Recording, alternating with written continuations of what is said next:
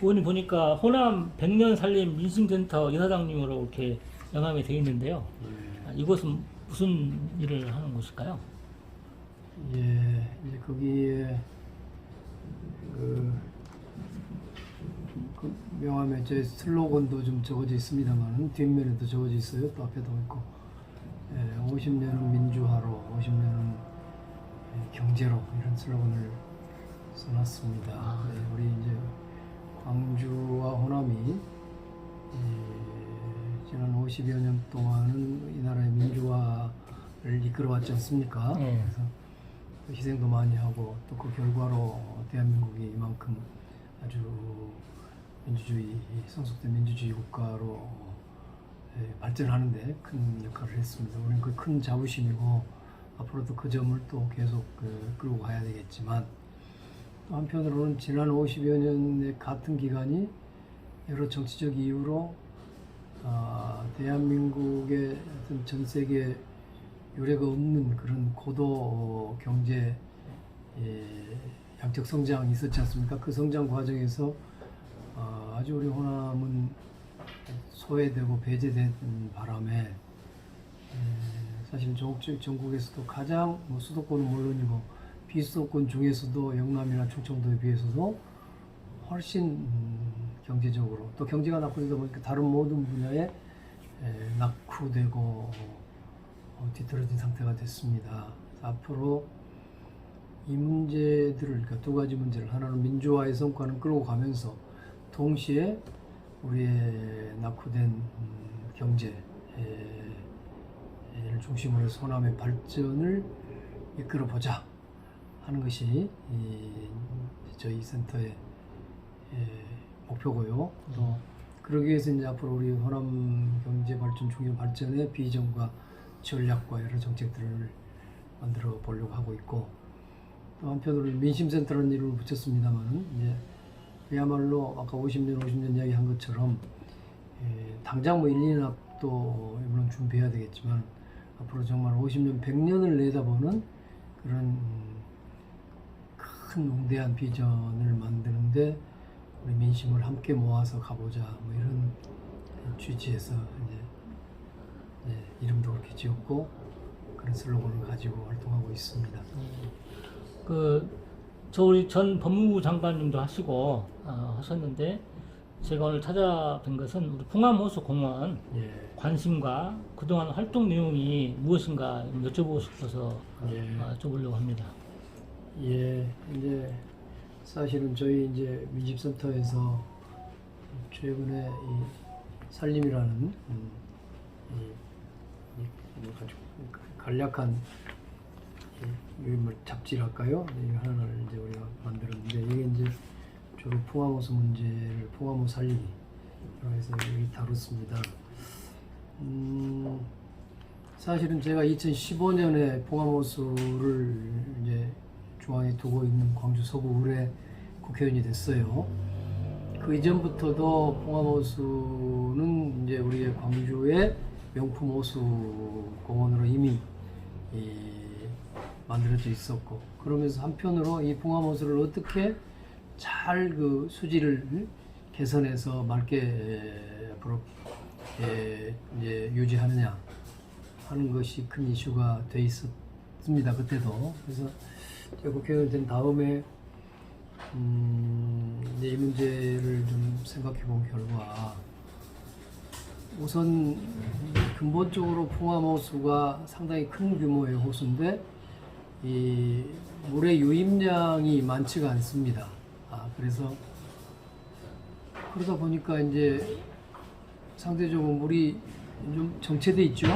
그래서 고인물이 썩는단 말이 있듯이 이거를 그냥 고인 상태로는 좀 문제가 있겠다 해서 이거를 물을 좀 그 안에서 순환을 시켜야 되겠다 하는 생각을 하게 됐어요. 그렇게 생각을 하다 보니까 우리가 가까이 지금 광주 더구나 우리 서구 지금 풍암호수 가까이에 영산강이 흐르고 있지 않습니까? 그래서 영산강물을 풍암호수로 유통을 시켜야 되겠다는 생각을 하게 됐습니다. 그런데 그러고 보니까 이미 그 당시에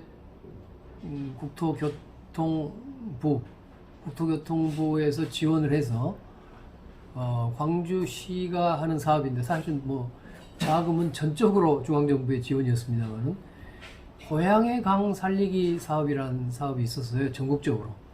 그런데 그 중에 서창천이 영산강에서 지금 어디입니까? 금호 이동 쪽에 이지 아파트가 있어요.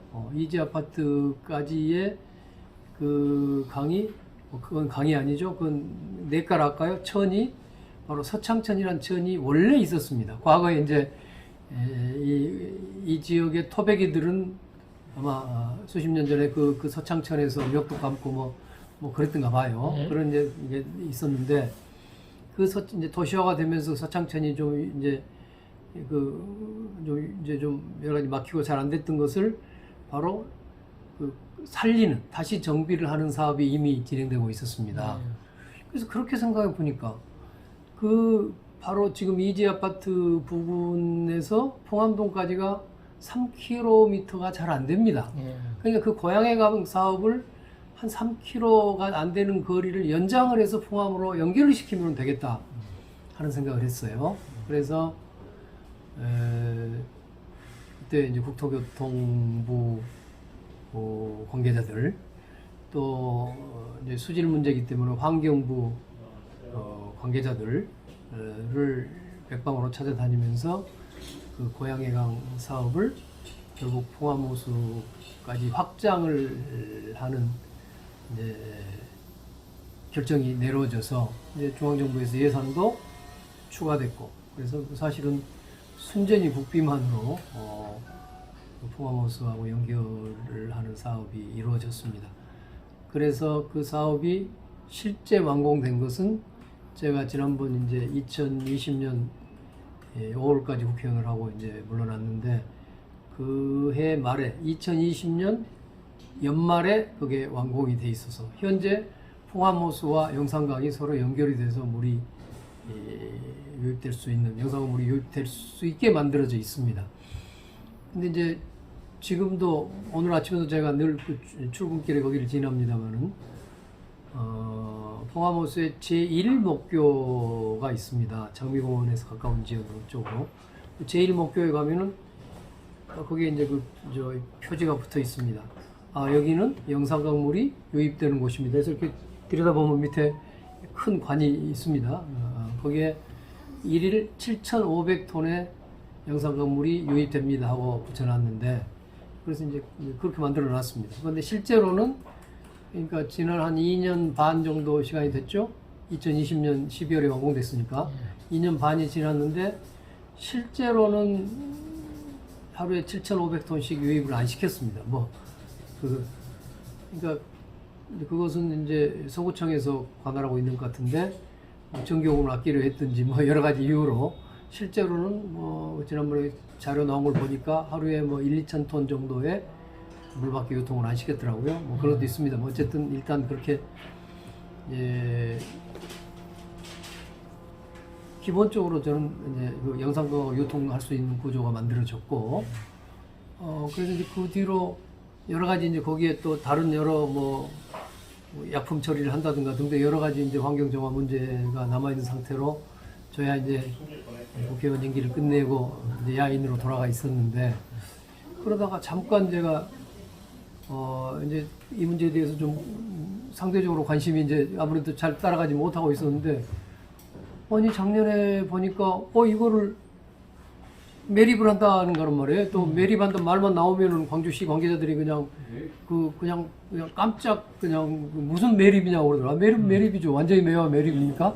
봉암호수를 거의 수심을 기준으로 본다면 3분의 2 이상 지금 매립하는 거죠. 현재 수심이 최대 가장 깊은 곳이 한 6m, 얕은 곳도 한 4m. 또 이제 토사가 쌓여가지고 그보다 더 얕아졌다는 이야기도 있습니다만 어쨌든 그렇게 돼 있는 걸 소량이 44만 7천 톤입니다.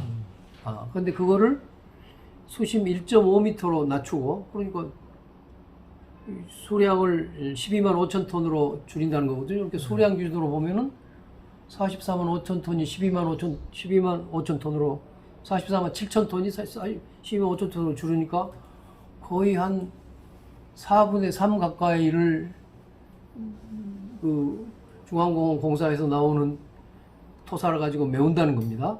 그리고 거기다가 그러니까 영산강 물은 뭐 다 물을 빼고 지하수를 거기다가 끌어 넣어서 수질을 유지하겠다. 이것이 지금 광주시의 방침인데, 그럼 광주시의 방침이 이미 결정돼 있다고 하더라고요. 작년에 제가 뒤늦게 알고 보니까. 그러면서 이제 풍암호 일대 이제 지역 주민들이 크게 그에 대해서 반대하고 반발했죠. 그러니까 알고 보니까 그것이 광주시에서 그 방침, 물론 뭐 최종적으로는 결정을 했겠지만은, 원래 그 경위를 보면은 중앙공원, 지금 중앙공원 이제 도시공원 개발이 민간업자에 의해서 진행 중이죠. 네, 막 지금 시작하려고 하고 있는데, 네.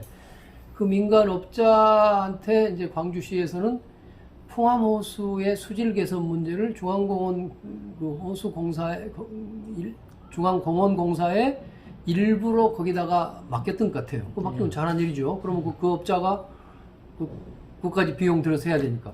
그러니까 업자의 책임하에 그걸 하려고 하면서 업자가 낸 이제 기존에는 원형을 보존하면서 그걸 이제 수질 개선하기로 돼 있었는데, 업자가 이제 그 제안을 했습니다. 그걸 변경시키자 해서 그 중앙공원에서 그 공원 공사에서 나온 토사를 가지고 이걸 메우는 것이고, 그리고 아까 지하수를 끌어들인다는 것이 사실은 업자가 낸 아이디어인 겁니다. 그거를 지금 광주 공무원들이 그걸 받아들여 가지고 저게 저렇게 결정이 돼 있어요. 그런데 그건 저로서는 도저히 납득이 가지를 않습니다. 이를테면 이제 그 공무원들이 하는 이야기는요, 뭐 어디 도시도 가보면 그의 수심이 1.5m짜리 뭐 호수다. 어디 뭐 일산도 그렇고 어디 몇 군데를 들어 1.5m가 마치 정상적인 것처럼 이야기를 해요. 그런데요, 그 호수들은 없는 호수를 인공적으로 판 겁니다. 말하면 집에 마당에다가 연못 파는 거, 저는 연못형이라고 생각합니다. 연못을 팔라니까 깊이 파면 좋지만 일단 뭐 어디서 물이 흘러들어온 것도 아니고 있던 물이 아니고 갖다가 수돗물 뭐 넣으려고 하니까 얕게 팠는데, 우리는 멀쩡하게 4m, 6m의 깊은 토 있고 수량이 많은 큰 호수가 있는데 이것을 갖다가 메운다? 그럼 어떻게 그런 발상을 했는지 모르겠어요. 호수라는 것은 얕을수록 뭐랄까요, 수온 변화가 많고 당연한 거 아닙니까? 자생 능력도 예, 그래서 여러 가지로 그것은 이제 그러면 전 세계적으로 왜 깊은 호수가 있습니까? 뭐 바이칼 호수도 메워서 1.5m로 만들지.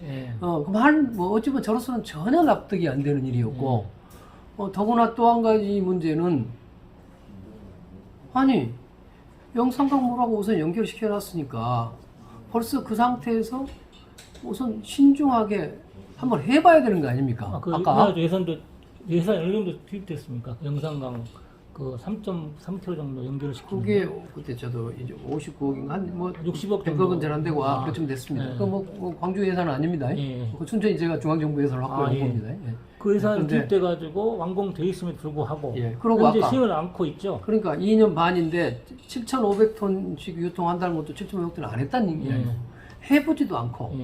더구나 작년 올해 초까지는 가뭄이 심했지 않습니까? 맞습니다. 그래서 유량이 굉장히 작다 보니까 또 굉장히 특별한 상황이기도 해서, 특별한 상황이 발생했습니다. 그러니까 여러 가지 의미에서 저는, 자, 첫째는 그거를 한번 몇 년 동안 아무리 이것이 한번 메우면 그걸 다시 파기는 어렵지 않습니까? 그렇습니다.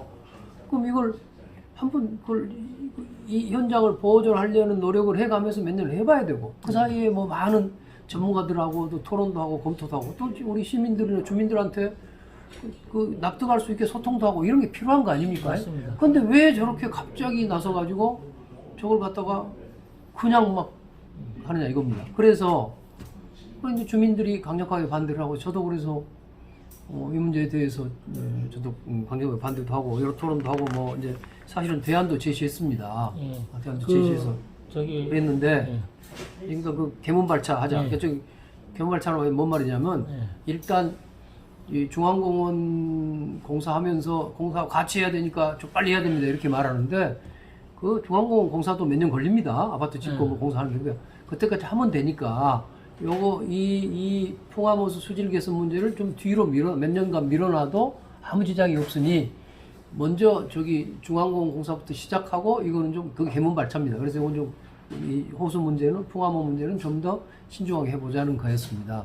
그래서 이제 그래서 주민들이 하도 반대를 하니까 저도 그때 시장도 뵙고 그랬습니다만은 시장께서 이제 아시다시피 주민들 대표한테 자 이제는 그 원상 보존을 하겠다고 약속을 했던 것이 한 석 달 전이죠. 5월 달입니까? 2월 달인가 3월인가?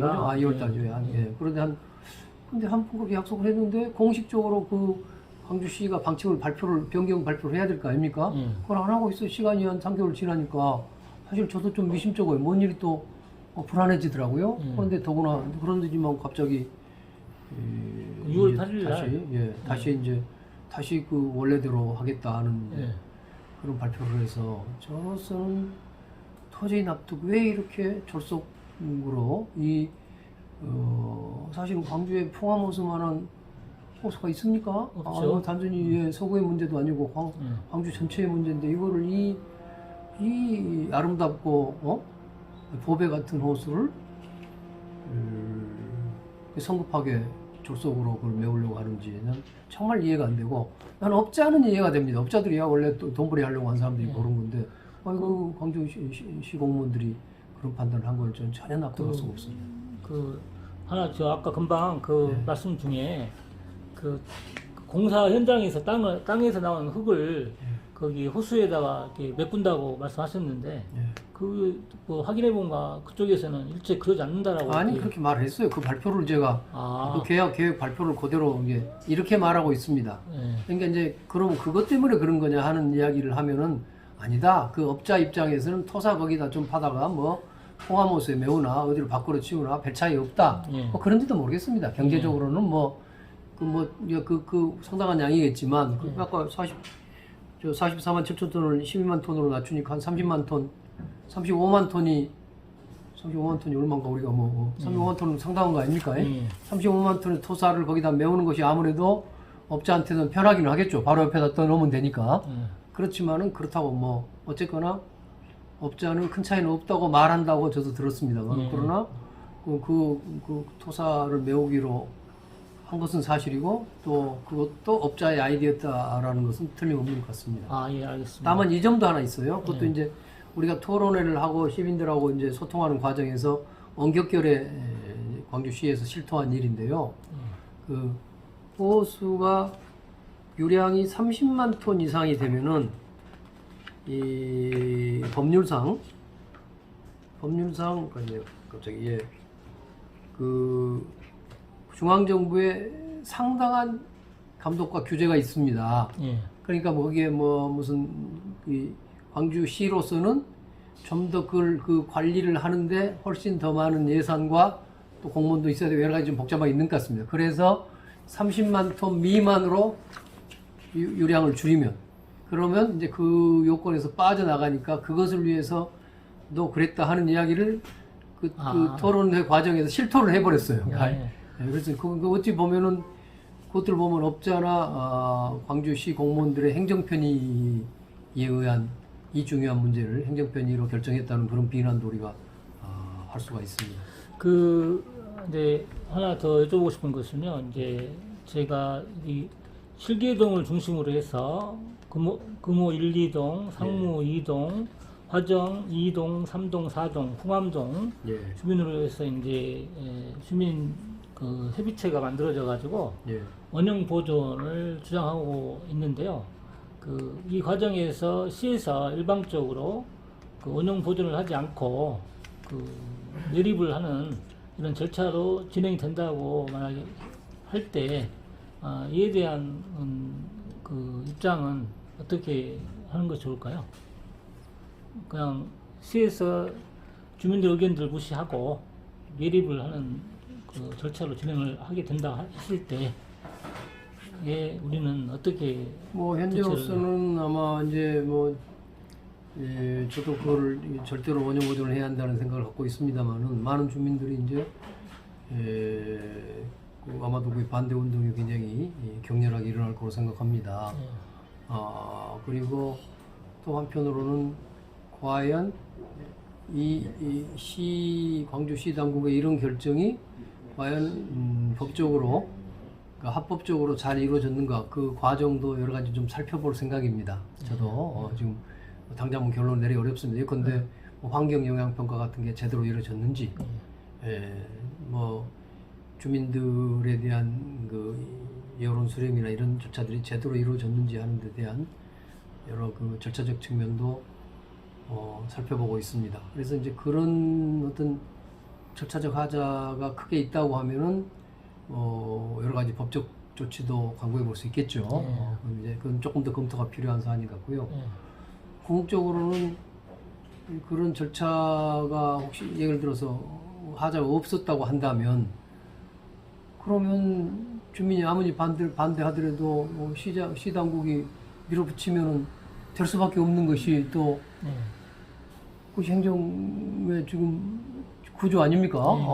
지금 없는데 이제 그럼 뭐 여러 가지 이제 물론 시민들로서는 다른 뭐 여러 수단이 있을 수 있을지 모르겠는데 그걸 막을 만한 방법은 없을지도 모르겠습니다. 그러니까 예를 들어서 뭐 그 관계 이제 책임자들에 대한 어떤 적시적 책임을 묻는다는 거 하는 것도 여러 가지 방법이 또 있을 수는 있겠죠. 뭐 그러나 풍암호수 자체를 원형 보존시키는 것은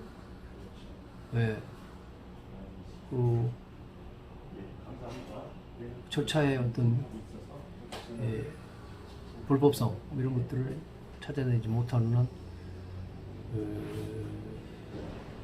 시당국이 고집을 하면은 상당히 어렵지 않냐는 저는 그런 우려를 솔직히 가지고 있습니다. 예. 그런 일이 절대 일어나서는 안 되죠. 이거 어디 대한민국에서 이 21세기에 더구나 가장 민주적이고 민주화의 성지라는 광주에서 이렇게 그야말로 우리 그 생태 환경을 한번 좀 우리 광주의 많은 분들, 정치 지도자들 또 공무원들 보도록 풍암호수 하자만 보라고 하고 싶습니다. 많이 보셨겠지만은 저렇게 아름다운 호수 없습니다. 와서 보면 서울의 석촌호수하고 비교할만 하죠. 근데 석촌호수 사례도 혹시 뭐 말씀드려서 좋으면 좀 말씀 좀 드릴까요? 네, 말씀하십시오. 석촌호수 여기 지금 여기도 이제 풍암호수는 광주의 석촌호수로 해서 석촌호수가 뭔가 하고 하시는 분도 많이 있겠습니다만은 서울의 잠실에 가면은 석촌호수가 있습니다. 우리 풍암호수보다는 규모가 이제 거기는 동호, 서로 두 개가 있어요. 동호라는 호수가 두 개가 이렇게 맞닿아 있는데요. 호수 하나만 해도 이제 우리 풍암호수에 약간 둘레가 많습니다. 그러니까 풍암호수는 하나를 이제 완전히 한 바퀴를 돌아도 2.몇 킬로일 겁니다. 2.6km. 그런데 거기는 거의 한 3km 가까이 될 겁니다. 조금 더 크고, 그럼 거기에서 또 두 개고, 유량은 나는 큰 차이 없다고 생각이 나. 2배, 3배 차이 나는데 그건 아니고, 유량은 거의 12배, 13배 차이가 나더라고요. 그 호수인데, 거기에 이제 보통 우리가 롯데 그 월드에 그 뭐 이게 막 놀이기구 있잖아요. 위에서 막 풍모가 떨어지고 하는 뭐 자이로드롭 이런 게 그 호수 가운데 설치돼 가지고 거기 이제 뭐 사람들 시민들 유락 시설로도 돼 있고 애들이 좋아하죠. 근데 거기도 서울에 그야말로 도심에 있다 보니까 제가 10여 년 전에 거기 살다 왔습니다. 근데 그때만 해도 그 수질이 별로 좋지 않았어요. 그런데 지금 보니까 저도 이제 별 관심이 없다가 이번 이 풍암호수 기회에 보니까 작년 8월 달에 석촌호수에서 수영대회를 했답니다. 그러고 대단하네요. 그래서 바로 옆에 또 123층 그 제1롯데 빌딩 있지 않습니까? 그러니까 그 아마 두 개를 연결했는가 봐요. 뭐 철인 경기 같은 것처럼 거기서 수영을 해서 끝난 사람이 123층을 계단을 올라서 먼저 이렇게 두 종합 점수로 해서 이제 그 시상을 했고 이번 여름에도 계획이 돼 있다고 그래요. 그러니까 제가 모르던 10년 사이에 어떻게 했나 알아보니까 우선 거기도 원래 한강에 바로 옆에 있습니다. 석촌호수가. 그 한강물을 끌어다녀서 유통을 하고 있고 그 다음에 거기 서울가 거기는 송파구 당국이 여러 가지 뭐 약품 처리하고 여러 가지 방식을 통해서 원형을 보존하면서도 수질을 개선해서 완전히 정말 수영을 할 수 있는 호수가 됐다고 그래요. 그러니까 바로 서울 도심에서 저 일이 가능했는데 우리 광주라고 왜 안 되겠습니까? 예, 옆에 뭐 오염이 될 오염원이 서울만 하겠습니까? 아직은 우리 뭐 그래서 경솔하게 절대 매립을 해서는 안 되고 정말 진짜 매립을 한다 하더라도 적어도 2, 3년간은 뭐 여러 가지 검토도 하고 실험도 하고 막 이제 한 후에 뭘 유통도 하고 뭐 시민들의 설득을 받아서 도저히 이 상태로는 뭐 그 수질 개선이 불가능합니다. 그러니 아쉽지만 뭐 지하수를 뭐 이렇게 한다면 또 모르겠는데 지금은 있을 수 없는 일이고 속전에서 얘를 우리가 잘 봐야 한다고 생각합니다. 이렇게 응해주셔서 너무 감사합니다. 일단은 오늘 이 부분 마무리하겠습니다. 다 드셨나요? 예, 예. 감사합니다. 감사합니다. 예.